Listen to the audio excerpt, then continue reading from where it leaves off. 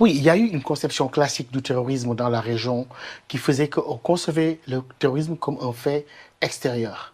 Leurs armées s'étaient préparées à vouloir combattre des combattants venus d'extérieur qui assaillaient les territoires. De plus en plus, nous avons eu une progression ces 10 dernières années.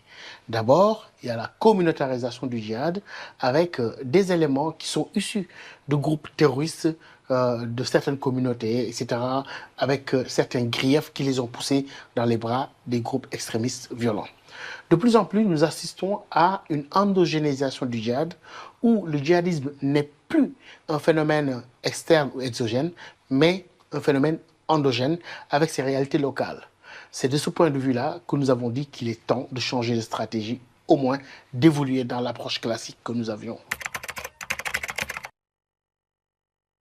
Oui, non seulement il faut s'adapter à cette nouvelle dynamique, mais il faut de plus en plus être proactif et anticiper sur la menace.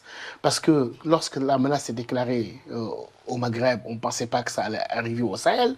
Lorsque c'est arrivé au nord du Mali, on ne s'attendait pas du tout à son débordement dans le centre du Mali, dans le Gourmand, aussi bien au Niger qu'au Burkina Faso. Et aujourd'hui, on voit que la menace est en train d'atteindre les pays côtiers et le golfe de Guinée. C'est-à-dire qu'il faut être dans la stratégie de la prévention, mais aussi de l'anticipation.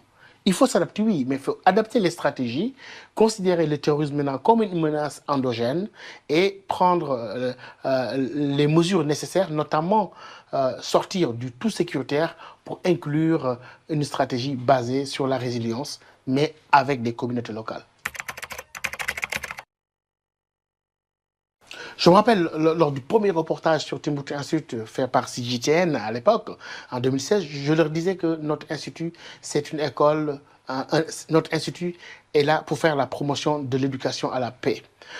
Nous avons beaucoup évolué depuis, parce que nous sommes dans une logique de recherche-action où on identifie des problématiques stratégiques, des problématiques importantes pour le continent et pour le Sahel. Nous produisons de la recherche, de la connaissance.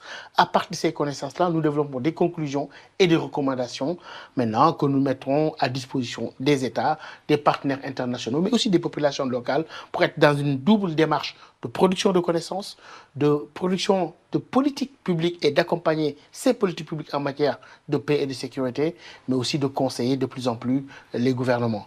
Récemment, nous avons beaucoup évolué pour véritablement être beaucoup plus présents sur le terrain, pas seulement pour la recherche et la collecte de données, mais aussi pour accompagner les processus tels que la médiation, tels que les négociations, parce que je sais qu'aujourd'hui, la crise est arrivée à un tel point qu'on ne peut plus continuer dans l'approche sécuritaire.